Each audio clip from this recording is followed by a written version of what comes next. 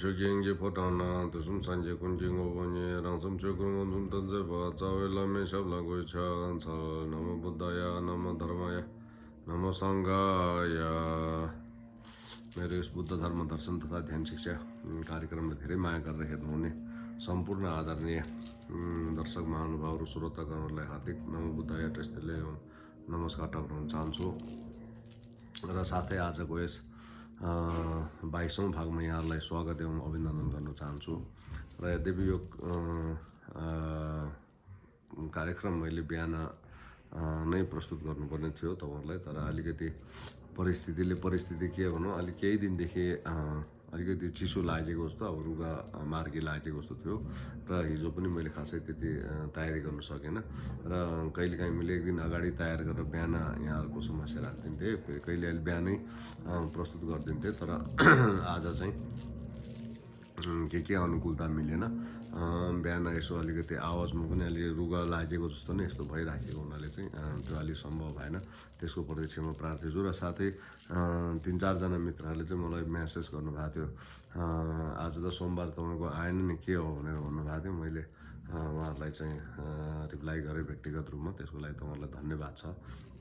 र आज फेरि अब हामी नियमित कार्यक्रम अनुसार नै हामी 1 मिनेट ध्यान गर्छौं अब तपाईहरुले जतिखेर हेर्नुहुन्छ यो कार्यक्रम त्यही अनुसारले तपाईहरुले चाहिँ आफ्नो समय अनुकूल तालाई हेरेर अनि ध्यान बस्नु होला अब अनि सुन्नु होला भन्ने मेरो तपाईहरुलाई आग्रह छ ल सो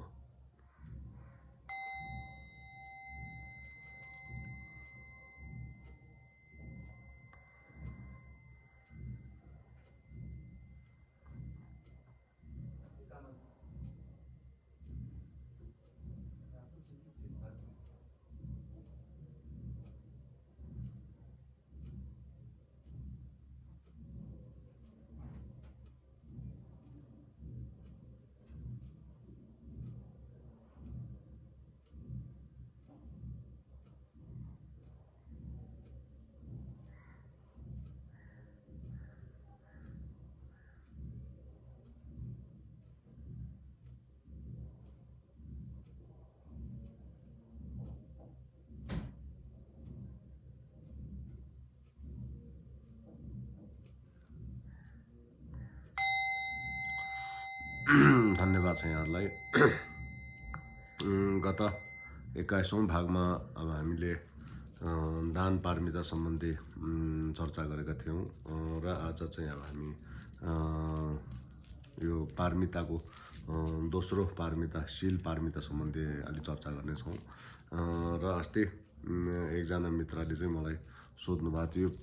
दान भन्ने भन्दाखेरि पारमिता जोड्नु पर्नेको कारण के हो भनेर चाहिँ प्रश्न गर्नु भएको थियो मैले अब उहाँलाई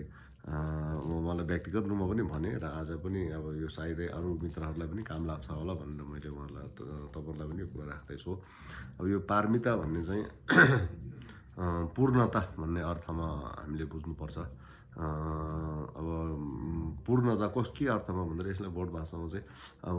फरल्दो छिम्बा भनेर जिम्बी फरल्दो छिम्बा दान पारमिता सबै पारमितामा चाहिँ फरल्दो छिम्बा भन्ने चाहिँ लाग्छ यो फरल्दो छिम्बा भने चाहिँ अब एकदम हामी नदीहरु तर्यो भने चाहिँ नदी वारीबाट एकदम पारी पूर्ण रूपले तरेको जस्तो अर्थ लाग्छ यसको चाहिँ अब यहाँ चाहिँ दानमा पूर्णता भएको दान चाहिँ अब फेरि दिनुपर्ने अलिअलि दान पारमिता जे हुनुपर्ने हामीले जुन दान थियो पूर्णता प्राप्त भइसकेको भन्ने अर्थमा जस्तो अब अलिअलि बचेको खुचेको नभएको अब पूर्ण रूपले चाहिँ त्यो चाहिँ पूर्ण भएको भन्ने अर्थमा बुझ्नुपर्छ पारमिता भनेको चाहिँ एकदम पूर्ण रूपले चाहिँ पार भइसकेको त्यो फेरि दिनुपर्ने फेरि अलि बाँकी नभएको जस्तो हुन्छ त्यसो हुँदाखेरि अब यहाँ 6 अथवा 10 पारमिता बुद्ध धर्म दर्शनमा जुन उल्लेख गरेको छ अब यो सबै 6 अथवा 10 पारमिताको पूर्णता भइसकेपछि बुद्धत्व प्राप्त हुने र बुद्धत्व प्राप्त भइसकेको व्यक्तिले यी सबै पारमिताहरू पूरा गरिसकेको हुन्छ भन्ने अर्थ हो त्यसो हुँदाखेरि उहाँहरुको चाहिँ बचेको खुचेको हुँदैन अब हामीहरुको त प्रारम्भै भएको हुँदैन अब हामी जस्तो सामान्य तीर्थयात्रीको त पूर्णता भन्ने चाहिँ त के कुरा तर यो चाहिँ अब यो पूर्णता भइसक्यो अब यहाँ पूर्णता हुँदाखेरि पनि फेरि अब पहिला दान पारमिता पूरा गरेर फेरि शील पारमिता पूरा गरेर फेरि शान्ति पारमिता यसरी स्टेप पूरा गर्दै जाने भन्ने त्यसो पनि अर्थ चाहिँ अलिकति होइन होला दान पारमितामा नै सबै पारमिताहरू चाहिँ निहित हुने रहेछ। अब दान पारमिता पूरा रूपले गर्दाखेरि सबै पारमिताहरू निहित हुनेछ त्यहाँ। अब दान पारमिता पहिला पुरा गर्यो अनि शील पारमिता पुरा गर्ने भन्ने चाहिँ होइन रहेछ। अब हामी जस्तो सामान्य जनहरूको लागि चाहिँ अब स्टेप स्टेप जस्तो देख्छ। अब हामीले पहिला अब हामीले दानहरू दिँदै जाने, अब शीलहरू हाम्रो चाहिँ अब पृथकजनको चाहिँ दान पारमिता पनि पुरा हुनु सक्दैन। अब हामीबाट चाहिँ अब जब बुद्ध बोधिसत्वहरूले जब दान पारमिता पुरा गर्छ त्यति बेला सबै पारमिताहरू चाहिँ एकैचोटि पुरा हुने। अब दान पारमितामा पनि फेरि 6वटा पारमिता त्यहाँ निहित हुने, 6 अथवा 10वटा पारमिताहरू चाहिँ निहित हुने, त्यस्तो हुने रहेछ। त्यसो भएको हुनाले एउटा पारमिता पुरा हुने बित्तिकै सबै पारमिताहरू पुरा हुन्छ अनि एउटा पारमिता पुरा नहुने बित्तिकै सबै पारमिताहरू पुरा नहुने रहेछ। र त्यसरी एउटैमा पनि सबै निहित हुन्छ। तर अब हामी जस्तो सामान्य पृथकजनको लागि चाहिँ अनि क्रमशः हामीले चाहिँ देख्छौँ। पहिला दान दिने, मैले दान पारमिताको बेला पहिला पनि अलिकति यहाँ समक्ष चर्चा गरेको थिएँ कि दान चाहिँ अब हामी जस्तोको लागि अलिकति सजिलो दिनु। सामान्य जस्तो कसै मान्छेले अब हामीसँग केही सहयोग माग्यो अब भनेदेखि आफूले सकेको जति चाहिँ हामी दिनु सक्छौँ। तर त्यो अलिकति सजिलो भएको भने त्यसपछि शील, अब शान्ति अलिक कठिन अनि माथि अब प्रज्ञाहरू भन्ने चाहिँ निकै कठिन भएकोले अलि माथि राखेको यसको क्रम पनि त्यसरी हो भनेर मैले यहाँहरू समक्ष अलिकति चर्चा गरेको थिएँ। अब दानको अर्थ फेरि दान भनेको एउटा त दिनु, अब एउटा चाहिँ त्याग्नु भन्ने अर्थमा पनि बुझ्छ। अब हामीले किन त्याग्नुपर्छ भन्दाखेरि अब हामी जस्तो सामान्य पृथकजन मान्छेहरू चाहिँ सांसारिक वस्तुहरूसँग हाम्रोसँग लगाव हुन्छ, हाम्रो चाहिँ एट्याच हुन्छ। अब हाम्रो हरेक वस्तुहरूसँग अब लगाव हुन्छ र लगाव भएको कारणले गर्दाखेरि हामी त्योबाट छुटकारा पाउनु सक्दैन। अब छुटकारा पाउनुको लागि चाहिँ त्यो वस्तुसँग हाम्रो त्याग्नुपर्छ। अब सबैभन्दा मानिसहरूसँग अब हामीले अब धन सम्पत्तिमा लगाव हुन्छ, हाम्रो परिवारजनहरूमा लगाव हुन्छ। अब यस्तो चिजहरूमा अब मेरो भन्ने भावमा, म र मेरो भन्ने चिजमा हामी रुमालेर बसिराखेको हुनाले कमसेकम अब म भन्ने पहिला त्याग्नु नसके तापनि मेरो भन्ने चाहिँ अलिकति हामीले त्याग्नुपर्छ। अब पहिला चाहिँ त्यो भएर आफ्नो धन सम्पत्तिहरूबाट सुरु गरेर अनि त्यो चाहिँ अब त्याग्दै जाने भन्ने अर्थमा हामीले त्यसरी बुझ्नुपर्छ जस्तो लाग्छ। र साथै फेरि अब यो दानको चाहिँ गुण र दोष भन्ने छ। अब यसको दान दियो भने के लाभ हुन्छ, के गुण छ, यसको दोष के छ भन्ने चाहिँ अब दोष चाहिँ अब दान नदिने, हामी लोभी भएर बस्यो यस्तो भनेदेखि अब प्रेत योनिहरूमा जन्म लिने, दुःख कष्ट भोग्नुपर्ने भन्ने यस्तोहरू छ। अब यी कुराहरू धेरै यता नजाउँ। अब गुण पनि फेरि दानको गुण पनि अब के भन्छ, अब दान दियो भने चाहिँ अब आफू एकदम धनवान हुने, धन सम्पत्तिले युक्त हुने, धनी हुने भन्ने अर्थहरू छ। अब यसको गुणहरू छ। अब यी कुराहरू धेरै भन्दा पनि अब अहिले हामीले चाहिँ विशुद्ध रूपले हामीले सोच्नुपर्ने चाहिँ के हुनेछ भन्दाखेरि अब दानहरू दिँदाखेरि चाहिँ अब म भविष्यमा धनी हुन्छु होला, अब दान पारमितामा यो गुण उल्लेख गरेको रहेछ, अथवा दोष चाहिँ यसरी उल्लेख गरेको छ, म भविष्यमा चाहिँ यसरी प्रेत योनितिर जन्म लिन्छ क्या हो, अब त्यहाँ जन्म नलिनुको लागि मैले लोभ गर्नु नहुनेछ, दान दिनुपर्ने छ भन्ने खालको सोचहरू भन्दा पनि त्योबाट त्रसित भएर दिनुभन्दा पनि दान भनेको एउटा विशुद्ध परोपकारको चित्त उत्पन्न गरेर एउटा अब हुन त दान एउटा शुद्ध दान त अब एउटा हामीले जसलाई दिइराखेको छ अथवा जुन वस्तु दिइराखेको छ र म दिइराखेको छु भने तिनैवटा यो भावबाट विमुक्त भएर अब विशुद्ध दान, शून्य दान गर्नु सक्यो भने, शून्यताको भावले दान दिनु सक्यो भने चाहिँ अब त्यसको महिमा, त्यसको चाहिँ अब उल्लेख गर्नु नसक्ने पुण्यहरू हुने छ। त्यो उल्लेख गर्नु नसक्ने पुण्यहरूको मतलबै के हो भन्दाखेरि म र मेरो भन्ने भाव टुटिसकेको अवस्थाको कुराहरू हुनेछ। त्यस्तो चाहिँ अब हामी जस्तो सामान्य पृथकजनले चाहिँ त्यस्तो भावनाहरू चाहिँ हामीले गर्नु सक्दैनौँ, त्यो भावसहित चाहिँ हामीले दिनु सक्दैनौँ। त्यसो हुँदाखेरि अब हामीले गर्नु सक्ने चाहिँ के चाहिँ रहेछ त भन्दाखेरि सकेसम्म हामीले जसलाई अलिकति सहयोग गरिराखेको छौँ, जहाँ हामीले दान दिइराखेको छौँ, विशुद्ध चित्त चाहिँ उत्पन्न गरेर दिनुपर्ने रहेछ। जस्तो नभए चाहिँ अब हामीले मलाई चाहिँ कसैले राम्रो भन्छ कि दान दियो भने चाहिँ मेरो यहाँ नाम हुन्छ कि, मलाई कसैले चाहिँ प्रशंसा गर्छ कि, मलाई सम्मान गर्छ कि भन्ने खालको भाव उत्पन्न भएर दियो भने त्यो दानको चाहिँ कुनै अर्थ नहुने रहेछ। अब त्यो कसैले सम्मान गर्यो भने त्योसँग अहङ्कार उत्पन्न भएर आउँछ र अहङ्कार उत्पन्न हुने बित्तिकै अनि त्यो चाहिँ अब कुकर्ममा परिणत भएर जान्छ। कुविचारहरू उत्पन्न हुने बित्तिकै अनि त्यो दान दिनुभन्दा, त्यो दान दिएको पुण्यभन्दा पनि अहङ्कारले सबै चाहिँ नाश गरिसकेको हुन्छ। फेरि अब दान दिइसकेपछि पनि ओहो मेरो त नामै उल्लेख गरेन, मैले दान दिएको त अरूले खराब पो प्रयोग गर्यो कि के पो गर्यो कि, अथवा आदि खालको भयो भने क्रोध उत्पन्न हुने। फेरि नाम उल्लेख गरेन, मैले यत्रो दान दिएको त मेरो नाम आएन, के गर्यो कसो गर्यो भनेर यसो चिन्ताहरू गर्यो अनि त्यहाँ गएर चाहिँ फेरि सोधपुछ गर्नु थाल्यो अथवा कहिलेकाहीँ चाहिँ फेरि क्रोधै व्यक्त भयो भनेदेखि अनि यस्तो पनि फेरि चाहिँ दानको वास्तविक पुण्य यस्तो विचारले हुँदैन। त्यो दान दिइसकेपछि विशुद्ध भाव हामीले उत्पन्न गरेर जसलाई मैले दान दिइराखेको छु, अब भिक्षु सङ्घलाई दान दिइराखेको छ, त्रिरत्नको त्रिरत्नलाई चाहिँ आफूले अब दान गरिराखेको छ भनौँ, त्रिरत्नलाई अथवा के भन्छ बुद्ध धर्म सङ्घको लागि हामीले दान दिइराखेको छौँ भनेदेखि अब विशुद्ध चित्त उत्पन्न गरेर अब बुद्ध धर्म सङ्घको उन्नति होस्, प्रगति होस्, फलोस् फुलोस् भन्ने धारणा राखेर चाहिँ हामीले दान दिन सक्यौँ भने बुद्ध धर्मको संरक्षण होस्, सम्वर्धन होस्, समाजको हित होस्, कल्याण होस्, लोकहित होस्, लोकको कल्याण होस् भन्ने भाव शुद्ध उत्पन्न गरेर हामीले दिनु सक्यौँ भने त्यस्तो दानहरू चाहिँ एकदमै अब शुद्ध दान हुने रहेछ। त्यसमा तपाईँ हामीले सकेसम्म दिँदाखेरि चाहिँ अनि परोपकारको भावना नै एकदम राम्रोसँग उत्पन्न गरेर दिनुपर्ने रहेछ भन्ने चाहिँ अब दान पारमिताको विषयमा अब सामान्य चर्चा गरेँ। र फेरि अब शील पारमिताको विषयमा यहाँसँग सामान्य आज हामीले चर्चा गर्ने विषय शील पारमिता भाग हुनाले अब यो शील भन्ने शीलको अर्थ चाहिँ के हुनेछ भने एकदम शीतलता, अब हामीलाई चाहिँ जीवनमा पनि शान्त प्रदान गर्ने, शीतलता प्रदान गर्ने र अब यो जीवन फेरि अब यो यस लोकमा पनि शीतलता प्रदान गर्ने, परलोकमा पनि शीतलता प्रदान गर्ने भन्ने छ। अब यो शीलको गुण र दोषहरू छ। अब यो शील पालना गरेन भनेदेखि अब दुर्गतिमा जन्म हुने, दुःख भोग्नुपर्ने, कष्ट भोग्नुपर्ने, अनन्त दुःखहरू भोग्नुपर्ने छ भनेदेखि अब शील पालना गऱ्यो भनेदेखि अब एकदम सुगति प्राप्त हुने, सुन्दरता हुने, अब एकदम सबैले प्रशंसा गर्ने खालको रूपहरू प्राप्त हुने भन्ने खालको छ। अब यो शील चाहिँ अब फेरि हामीले पालना गर्दाखेरि अब यो सोच बोकेर पनि हामीले पालना गर्नु, दान पारमितामा जस्तै अब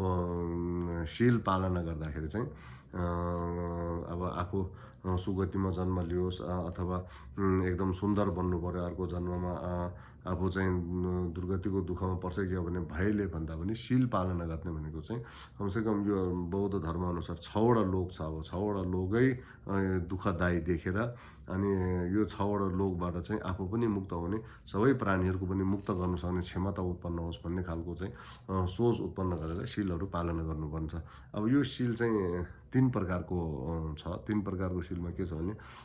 छिसोसो तबे दोम्बा अनि नाङ चङ्जु सन्बी दोम्बा, सवाङ्गा कि दोम्बा भनेर अब हामीले चाहिँ 3 प्रकारको शीलहरू मान्छौँ। त्यो शील चाहिँ के हो भन्दाखेरि बाह्य प्रतिमोक्षशील अनि आभ्यन्तर बोधिसत्वशील अनि गुह्य अनि मन्त्रशील भनेर 3 प्रकारको शील हुन्छ। अब त्यो 3 प्रकारको शीलमा चाहिँ अब पहिला अब सबैले पालना गर्ने भनेको हामीले अहिले विशेष चर्चा गर्ने भन्यो भने यो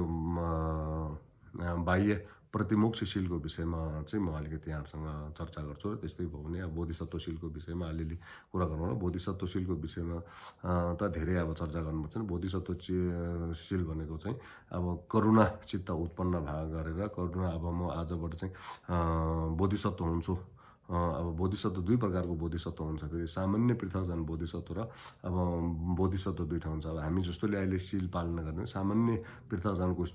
जन हो भएको हुनाले अब हामी चाहिँ सामान्य पृथकजन बोधिसत्व। पहिला जब हामीले बोधिसत्वशील भने फेरि अब सबै प्राणीहरूको हित कल्याण गर्नुको लागि अब जुन हामीले शील लिन्छौँ, सबै प्राणीहरूको कल्याण गर्नुको लागि, सबै प्राणीहरूको हित गर्नुको लागि, सबै प्राणीहरू चाहिँ यो दुःखमय संसारबाट मुक्त गराउने जुन हामीले चाहिँ शील लिन्छौँ, करुणा उत्पन्न गरेर शील लिन्छौँ, त्यस्तै बोधिसत्वशील भनिन्छ। अब अहिले यहाँ हामीले चर्चा गर्ने भनेको सामान्य पृथकजन बाह्य प्रतिमोक्षशील भनेको यो बाह्य प्रतिमोक्षशील चाहिँ 7 प्रकारको हुन्छ। यो बाह्य प्रतिमोक्ष 7 प्रकारको शील भनेको के हो भन्दाखेरि पहिला अब श्रामर्नी यसलाई अनि भिक्षु भिक्षुनी अनि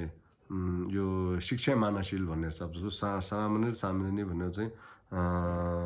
पहिला अब लामा आनीहरू चाहिँ अब सामर्नीको शील लिन्छ। यो चाहिँ गेछुलमा भनेर भनिन्छ। अनि भिक्षु भिक्षुनी भनेको चाहिँ गेलोङमा। अनि शिक्षा माना, यो शिक्षा मानशील चाहिँ अब खास गरी गेलोपमा भनेर भन्ने छ। यो चाहिँ गेलोपमा चाहिँ कस्तो खालको रहेछ भने अब यो महिलाहरूको लागि हो यो विशेष गरेर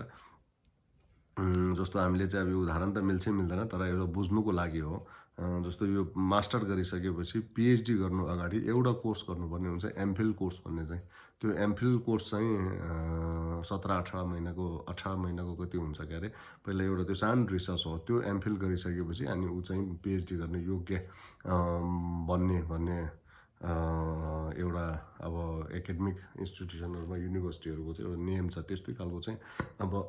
सरी महिलाहरूको लागि चाहिँ अब पहिला श्रामणी नै भइसक्यो गेछुलमा भइसक्यो अब भिक्षुनी बन्नुको लागि चाहिँ अनि पहिला फेरि बिचमा चाहिँ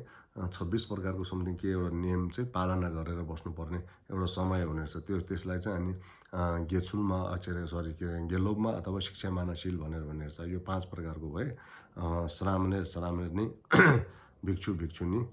अनि शिक्षा माना र अनि उपासक उपासिकाको सिल गरेर जम्मा 7 प्रकारको सिल चाहिँ हुने रहेछ यो 7 प्रकारको गेन फदङ गेन मा भनेर अब यो 7 प्रकारको सिल हुन्छ र यो 7 प्रकारको सिल अब सामान्यहरूको लागि अलग्गै अब भिक्षु भिक्षुनीहरूको लागि यसको अब थुप्रै गणनाहरू सङ्ख्याहरू धेरै भए तापनि तर यो सबैको सार चाहिँ अब 10 वटा अकुशल कर्म त्यागेर 10 शील भित्र चाहिँ यो समाहित हुन्छ 10 शील भित्र चाहिँ अब यो 10 शीलको विषयमा चाहिँ तपाईहरुलाई मैले 10 अकुशल कर्म कसरी त्याग्नुपर्छ 10 अकुशल कर्म के हो र त्यो हामीले कसरी त्याग्नुपर्छ भन्ने विषयमा चाहिँ मैले यो हाम्रो बुद्ध धर्म दर्शन तथा ध्यान शिक्षा कार्यक्रमको पहिलो भागमा यहाँहरुलाई चाहिँ अलिकति चर्चा गरेको छु अलिकति ठिकै अलि बुझ्ने हिसाबले चर्चा गरेको छु जस्तो लाग्छ अब कति बुझ्ने त भएको छ कि छैन र पनि यहाँ ब्रिफ एकदम छोटकरीमा यहाँहरुलाई भन्नु पर्दाखेरि अब हामी सबै प्राणीहरूले अब विशेष गरेर मनुष्यहरूले अब सबैले गर्ने चाहिँ के हुन्छ भने अब हाम्रो 3 प्रकारको 3 द्वारबाट हामीले चाहिँ कर्म गरेको हुन्छ 3 द्वार भने के भने हाम्रो यो शरीर मन र वचनबाट चाहिँ हामीले कर्म गरेको हुन्छ अब त्यो कर्म चाहिँ या त हामीले अब हामी सामान्य पृथ्वजन भएको हुनाले हामीले चाहिँ के सुकर्म गरेको हुन्छ कि कुकर्म गरेको हुन्छ हामीले चाहिँ अब हामीले तटस्थ भावको कर्म चाहिँ गर्न सक्दैन कर्म चाहिँ यद्यपि 3 प्रकारको हुन्छ जस्तो भने एउटा कुशल कर्म एउटा अकुशल कर्म एउटा चाहिँ उपेक्षा कर्म भन्ने हुन्छ अब यो उपेक्षा कर्म चाहिँ हामीहरूले चाहिँ गर्न सक्दैन अहिले हात असम्भव जस्तो नै हुन्छ हाम्रो लागि चाहिँ अब सामान्य रूपमा त यसो देखिन्छ तर त्यो हत्तपत्त चाहिँ उपेक्षा कर्म हुन सक्दैन तर हामीले गर्ने भनेको कि त कुशल कर्म हो कि अकुशल कर्म हो त्यसैले 10 शीलभित्र चाहिँ 10 प्रकारको अकुशल कर्म त्याग्नुपर्ने हुन्छ त्यो 10 कुशल प्रकारको अकुशल कर्म चाहिँ हामीले चाहिँ के अब शरीरको द्वारा गरिने 3 प्रकारको अनि वचनको द्वारा गरिने 4 प्रकारको मनको द्वारा गरिने 3 प्रकारको गर्दाखेरि जम्मा 10 प्रकारको हुन्छ अनि अब शरीरद्वारा चाहिँ सोक्चुबा मजिम्बा लिम्बा अनि लोगेम अथवा मिचाङबर चुबा भन्ने यहाँ दुईटा छ यसमा चाहिँ अब यो पहिलो चाहिँ प्राणी हिंसा नगर्नु अनि दोस्रो चोरी नगर्नु अनि तेस्रो चाहिँ व्यभिचार नगर्नु यो गृहस्थीको लागि चाहिँ भिक्षु भिक्षुनीको लागि चाहिँ अब काम वासनामा लिप्त नहुनु अब भन्ने शील हुन्छ अब यसरी यो गृहस्थीको लागि र उपासक उपासिकाको लागि यो 3टा शील भयो हाम्रो शरीरबाट गरिने वचनबाट गरिने चाहिँ जुन ठाउँमा छिक्चु नागेल भनेर 4 भन्छ जुन भनेको अब झुट नबोल्नु अनि चुगली नगर्नु हामीले खसुरो शब्द मान्छेलाई चाहिँ एकदम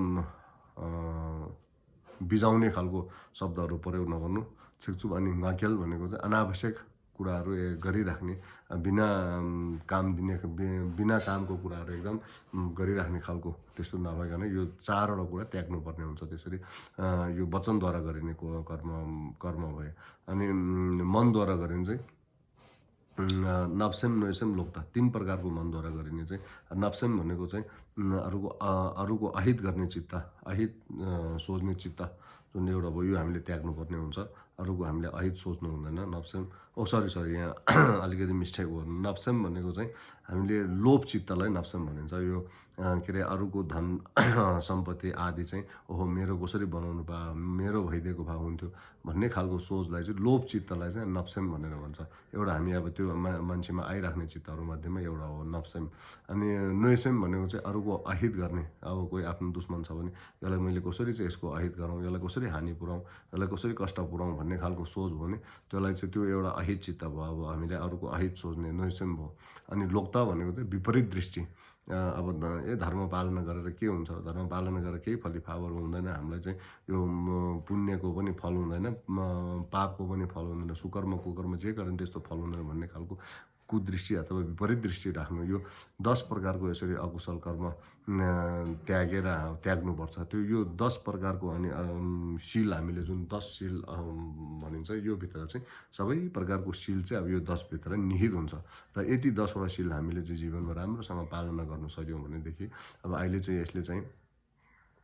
भगवान् बुद्धको तत्कालीन समयमा पनि अब यो अति नै उपयोगी र अहिले पनि जुन जति त्यति बेला उपयोगी थियो अहिले पनि त्यति नै यसको चाहिँ उपयोगी देखिराखेको हुन्छ। अब जस्तो हामीले चाहिँ अब घर गृहस्थीको लागि भने अघि चाहिँ अब बेबिचार यो शरीरबाट हुने